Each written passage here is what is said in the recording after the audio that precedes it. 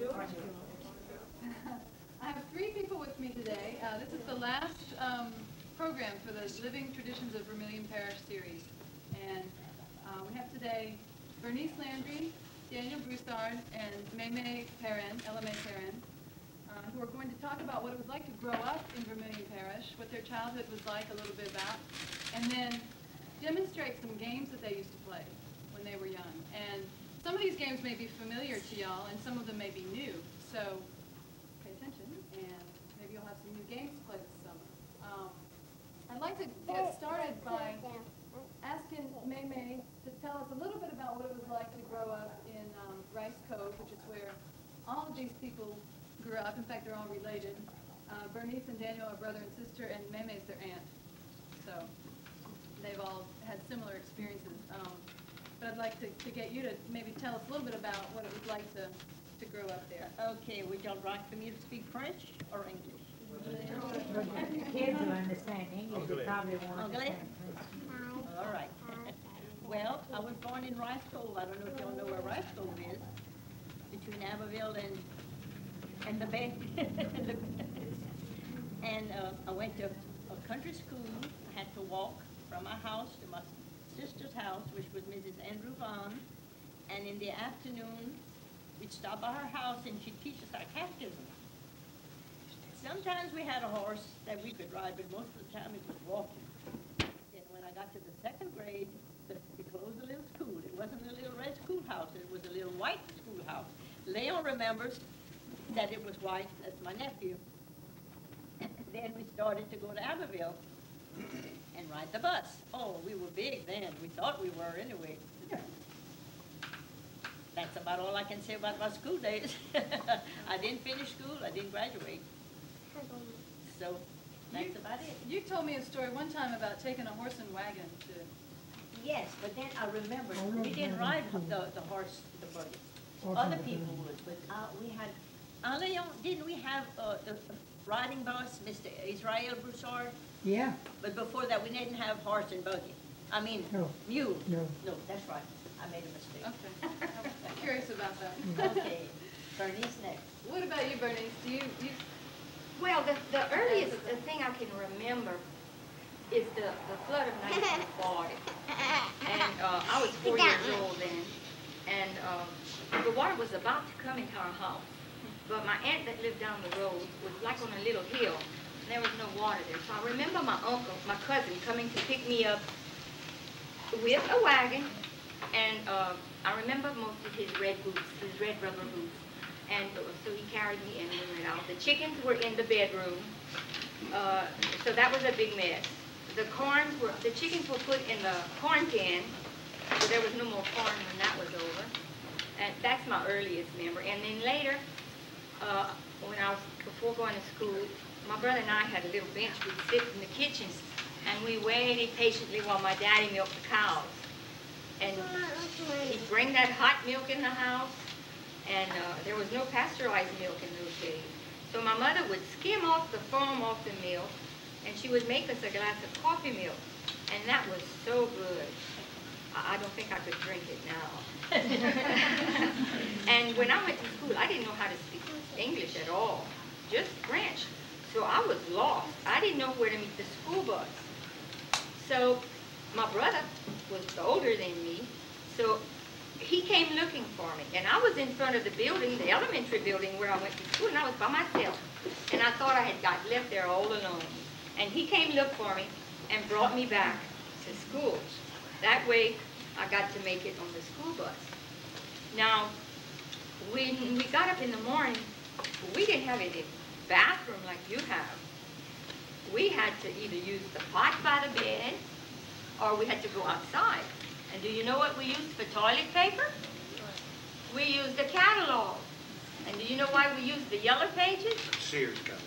You know why we used the yellow pages? Because the yellow pages were soft. Then we had to go to those old stiff pages. That wasn't nice. Now, in the house, we had no electricity. We had no running water. We had a pump outside. So during the week, we'd go outside and put our feet in the trough where we put water, and we'd wash our feet, and that was our bath. But come Saturday night, we'd bring the big wash tub in the house. When it was winter, it was put before the stove. And we'd take our bath. Just like they talk about a Saturday night bath, that's what we had. And now for snacks. You have all kind of things for snacks. We didn't have snacks because they didn't make snacks. So you know what we ate, my brother and I, going after me? Y'all already heard of hog lard? Make the cracklings and the grease that melts from the cracklings. We would spread that on the bread my mama made. Sometimes we'd put salt and pepper on that, and we'd have a sandwich. And we thought it was good. Now, it was good. Sometimes we'd slice garlic on that bread with that hog lard. We thought that was good too. So that was our snack.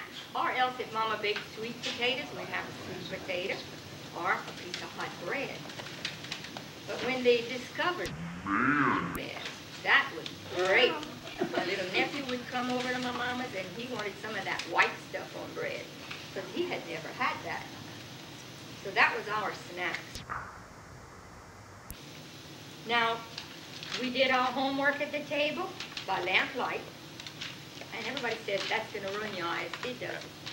It doesn't ruin your eyes. And like I said, we had no electricity. And we had to warm ourselves up with the fireplace in the living room. But the house was small, and I had 10 brothers. So we had beds in the living room. But we'd sit in front of that fireplace, and we'd get real close to try to warm up. And we'd get so hot in the front, and the back were freezing. Then the bedroom doors were closed. And when we get in that bed, we'd shiver under that pile of quilts for a long time. When I'd go out on date, when I first started, I'd come home and my mama had a jar of water at the foot of the bed. And that's to warm my feet. And that was the best feeling when I'd get in that warm bed. The one thing we did that was a treat, my mama would cook syrup. You don't know what syrup is, huh? Yeah. That dark syrup, not that light syrup, y'all. She'd cook it until it gets just right. And we pull that syrup. When it got a little cooler, we pull and double it over. And we call that pull candy. That was good. And while we were in the front of the fireplace, we'd eat, my Aunt May just told me, we'd eat parched peanuts. I guess that's when we had the peanuts. Because we had to plant them on the farm. Now, when I got to be in the summertime, and I got a little older, I had to go pick cotton with my brother in his field. Early in the morning, we'd go, and it was all wet from the dew, and we'd tie a sack around our waist, and we'd pick the cotton and put it in the sack. And then pretty soon, that sack got so wet, it would hit us in the back of the leg. That wasn't nice. Then my brother started planting okra for the Trappe company. Y'all heard Trappe? Y'all can buy Trappe food. So every 2 days, my brother and I had to go out in the field and pick this okra with black rubber gloves, again with a sack. And it was wet, still early with the dew. And those stickers from that okra would get in those rubber gloves and pick us and pick us. And so we didn't like it when the day came that we had to pick that cotton. Now, like I said, there was no refrigerator. So they butchered pigs. They would butcher pigs and they would butcher cats. But when they butchered the pigs, they'd make sausage. But they couldn't put them in the freezer. And they couldn't put them in the refrigerator because they was going to spoil. So they would cook all the sausage and they would put them in a big crock jar. And they'd roll them around and roll them around in that jar. And then they'd put cooking oil in that. But we couldn't use cooking oil. The only way we bought it was to put on the sausage. And if we could sneak into the pantry and get ourselves a bite of that sausage, boy, we thought we were getting away with a lot. And they'd salt the meat down and they'd put it under the house in jars to keep it from going bad. But there was a lot of people that went to those, they called it a boucherie. And when everybody went home, they went home with some roast, some boudin, some sausage, some cracklings. Then when they ran out of that meat, the next one would kill his pig. And they had another boucherie and more fresh meat. And they also did the same thing when they wanted some steak. They would hang the cow from a tree, from a big pulley, and they would butcher that calf there, and everybody had fresh beef for a little while. So that's about what we did. Now we went, when I was a little girl, I remember, we didn't know what to do. We were bored, my cousin and I. So you know what we did? We went sit in a chicken nest. And we were there in the chicken nest, sitting there, and we do, and you know what happened? We started itching and itching and itching all over the place. You know what happened? When we got to the house, our mama said we were full of chicken, like clipping books to get on the chicken. So they had to start baiting us. Now, does anybody know what moss is? Does anybody know what moss is? Now, moss grows on a tree in the woods. And my little friends and I, when we were about 10 or 11, we went picnicking in the woods. And we bring food and water, but we ran out of water. So we went to a big canal that passed in the back of the house. And we caught the water like this, and we looked at it. And we decided it was clear water. So we decided we could drink that water, and we did. We didn't get sick. It wasn't polluted like it is nowadays. But that moss, see, we were starting to be old enough where soon we were going to have some titties. Little girls are waiting for that, huh? Well, we didn't have it. So we took the moss and we made us some. And we were so excited with that. We were really excited with that. But you know what happened? We started itching again. We had to take it out. Now I'm going to tell y'all something that I never shared with anybody because I was embarrassed. But I'm 60 years old now, so I'm not embarrassed anymore. My mother would make my underwear with some sack feed, some feed sacks. They were white, but it was what they'd buy feed in, or flour, or salt. So that's the kind of underwear I started school with. Well, one day, the elastic in my underwear broke. And we had to read in front of the class. So I was reading in front of the class, and I'd push up against the board. And the teacher said, don't lean against the board. And I'd pull up a little bit, but it would look, it was falling. I'd push up back against the board, and she made me come back 3 times.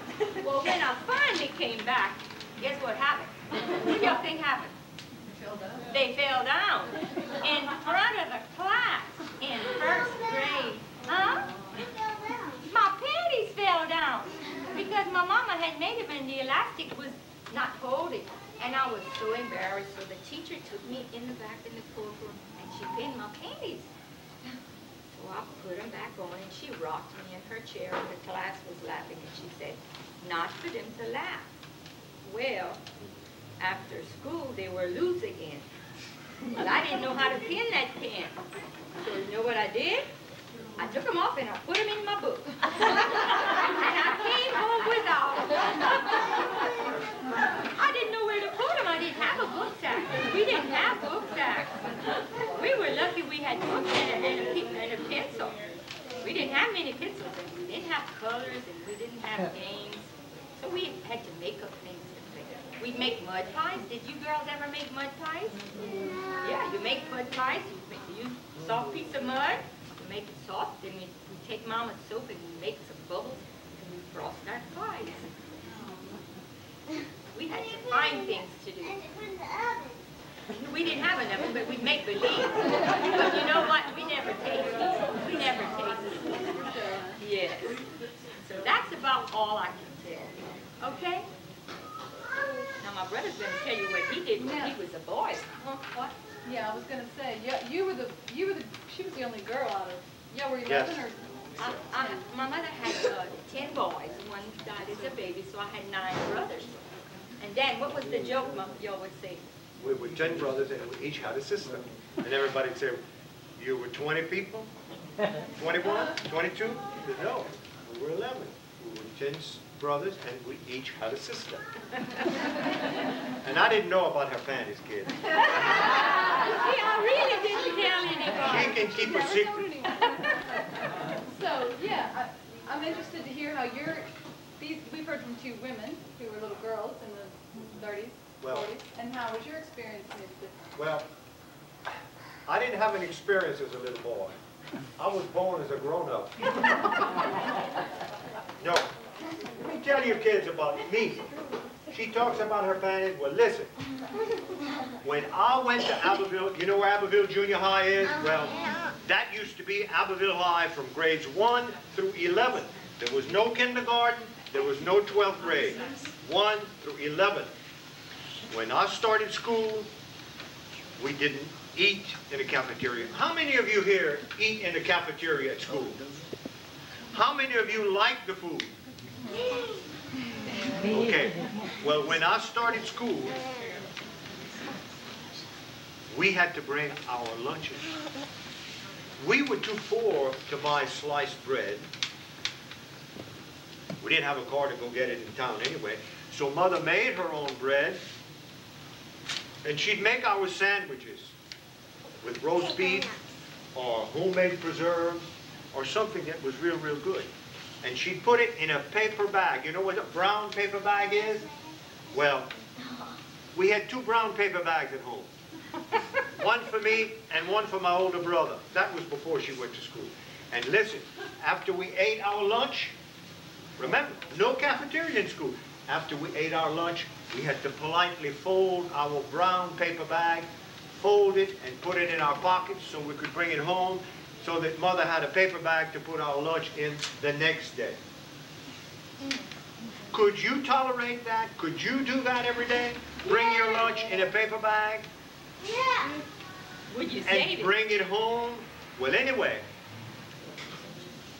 as I got older, the school board decided that they were going to have a hot lunch program. They didn't call it a cafeteria. It was a hot lunch program. And it was the most wonderful thing in the world, after bringing our lunches, to be able to stand behind our little classmates and have a hot plate lunch with homemade bread and all the things that the city kids used to eat a lot. But we, remember, there was a lot of difference between the children that lived in town, because they had electricity, and the children that lived in the country. Well, there was another difference. The children that lived in town, most of their parents worked at some job where they made a little money. They went to the butcher shop every day and bought a little bit of meat for 10 or 15 cents because meat was cheap then. But we, when we lived in the country, our parents had pigs, cattle for meat, and milk, and butter, and cottage cheese. We had chickens. We had ducks. We had turkeys. We always had a big, big garden. In addition to that, my father would plant 2 or 3 acres of ash potatoes and sweet potatoes, and the peanuts she said she used to eat at the fireplace, I used to dig them. We'd dig the peanuts when they were ripe, and we'd wash them, and then we'd save them in big barrels in the corn, in the barn, so that in the wintertime my mother could parch the peanuts, and we'd sit by the fireplace and eat peanuts and throw the peelings in the fireplace. But she spoke a little bit about the 1940 flood. Imagine, if you will, wherever you're living now, wherever it is, close your eyes and imagine there's water in the house. Can you believe that? That's how bad the flood was in 1940. Now, at our house where we lived, we didn't have some water in the house, but there was some water in the barn. And a little corner of my father's property on the southwest corner had no water, but the entire farm, other than that, was all underwater. We lost our sugar cane, we lost our corn, we lost the cotton, we lost the potatoes, we lost everything. But coming back to the flood, when the water got to be so deep, the pigs couldn't touch the ground anymore with their feet. So you know what we did, me and my older brother? That was the only fun we had out of the whole flood. When Papa says, the pigs have to swim, we went out in the pig pen and we had to catch the pigs and bring them where? What did we do with the pigs? We put the pigs in the barn. But then there was water so much everywhere that the chickens had no place to go. So what did we do? We took the furniture out of the back bedroom of the house and we put it in another bedroom and we put the chickens in the bedroom. Now, those were hard times. You wouldn't think of doing that anymore. We want a chicken gumbo, we want fried chicken, we go to Popeyes, or Mama buys a chicken and we make a gumbo. Well, we couldn't lose our chickens because in addition to the chicken, we had the eggs. And Mama used the eggs. On Friday, we didn't eat meat, so that was our dish. Mama would fry a big platter of fried eggs. Now, she said she lost her panties. The reason Mama made our own clothes is, remember, when the farmers first started using fertilizer in their pastures and in their fields, the fertilizer came not in paper bags, but in cloth bags. And the fertilizer came in white cotton sacks. Cotton just like this young lady's shirt is. It was white, but it wasn't that white, but she bleached it. And then she'd make my underclothes. Well, when we changed for PE, listen to this well. When we changed for PE, I was embarrassed because I had homemade underwear. So I'd try and hide away from my other city friends so that they wouldn't notice that I had homemade underwear. And when we'd eat lunch, I'd try and hide away from my little friends because I was eating homemade bread, not knowing that the lunch that I was eating was much better than what the other kids had. So, when you go to bed tonight, if it's the last thing you do before you close your eyes and go to sleep, thank God that you're living in a world that has so many good things. You have television, you have electricity, you have colored television, you have air conditioning, your mother or your father brings you to school or you go by bus. All these luxuries as children we didn't have. My mother-in-law could not speak English at all. One day our granddaughter came to my wife and I and says, Mama, Mama, Grandma can speak French, can speak English.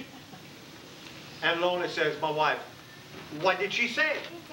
She said TV. We did have a radio. Well, that was many, many years ago. The radio was operated by battery. But let's talk about games. Should we hear from maybe Meme and Bernice first? Maybe you want to demonstrate the... Let's play cache la barre. Oh, that's... Okay, this is a French word, a barre. What is this? What is this? Okay, now we're going to pass it around. We're going to drop it in somebody's hand. And the one that has the ring, you have to guess who has it. And that's going to be the one that's going to be it. And he's going to get to do it, okay? What's the French word for this? Barre. Barre. Barre. Okay? Now I'm going to put it in my hand. I'm going to start over there, and I'll pass the ring. Remember, I'll drop it in somebody's hand, and y'all have to guess who has it. Cache, cache, bien la barre. Put your hands like that. Don't tell anybody if you have it. Oh, wait, it's stuck. You want me to continue? Yes. Okay, give it to my mom. Cache, cache, bien la barre. Cache, cache, bien la barre. Give me your hand. Cache, cache, bien la barre. Cache, cache, bien. Open your hands a little bit so I can pass. Cache, cache, bien la barre. Cache, cache, bien la barre. Close your hands so nobody's going to see whether you have it. Close your hands. Close your hands. Bien la barre. Cache, cache, bien la barre. Cache, cache, bien la barre.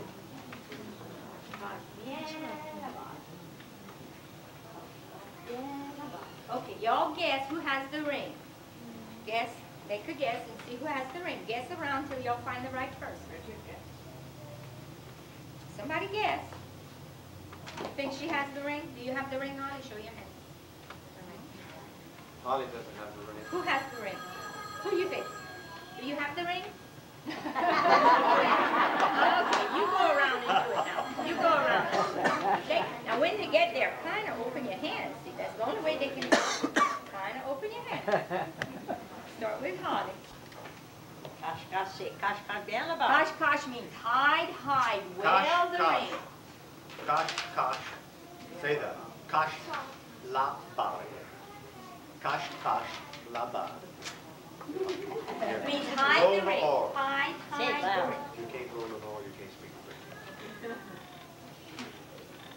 Cash la bar. You can say hide the ring. Hide the, say it in English. Say Hide the ring. Hide the ring. Talk loud so we can hear you. Louder.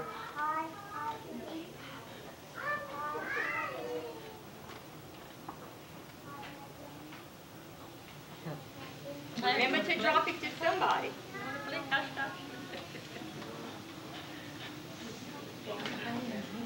Okay.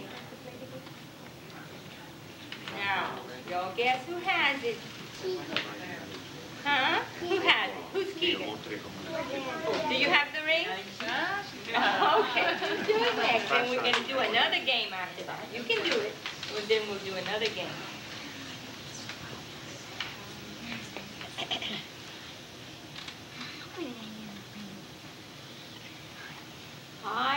Hide the ring.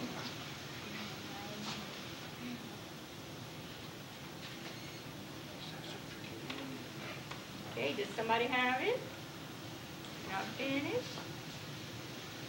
Okay, who has the ring? Jared. Open your hand if you don't have it when they name you. Point to somebody if you don't know their name. Do you have the ring? Oh, good. We have it. Now, who knows what a papillon is? Does anybody know what a papillon is? A papillon is a butterfly. And there's a game that goes like this. Everybody put your finger on the floor. Put one hand, one finger. Just one hand. One hand. Put your finger down. When I say papillon vol, does it fly? Vol means fly. Does a butterfly fly? Yeah. Okay, you raise your finger. Now if I say a word that doesn't fly, you leave your finger down, and if you raise your finger and it doesn't fly, you get one of these. Okay? Okay, now I'm going to say the word in French so you know what I'm saying, and then I'll say it in English for you. Le plancher vol is the floor fly. Okay. La chaise vol. That's the chair. Does the chair fly? No. Le chalk vol. That's a bird, excuse me. Does a bird fly? Yes. Yes. Okay. Let me see. Can y'all name something? Name me a bird. Can y'all name me a bird? Bird. Toucan. A toucan. I don't know how to say Yes, a toucan. toucan flies. Toucan flies. Okay. You name me a bird. Vulture. I don't know how. Vulture. Caruncuru. Caruncuru. That's caruncuru. Caruncuru vol. Okay. A blue jay. Okay. Blue jay vol. Okay. Mes cheveux vol. Does my hair fly? No. Okay, so that's you can play it in English, but that was one of the games. And how many girls have played jacks? Huh? Yeah. Well, you know, Aunt Meme is 18 years older than me, and she played jacks.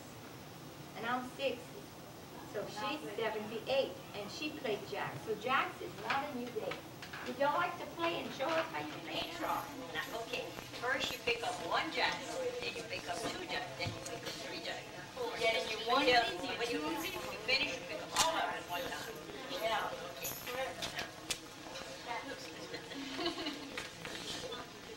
Now, pick up 1, 2, 3. Okay, I want to go to my next game now. I want to pick up 2 at a time. 2, then I'll pick up 3, then I'll pick up and I'll pick up 4. Would you see what this is over here? That's a box. 4.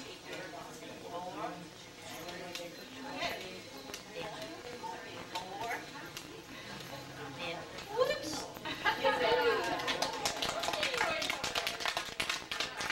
Then what's this thing? Can you look at the picture? See? Then, all right, when you pick them all up, that's when it's hard. That's when you're in your 10s.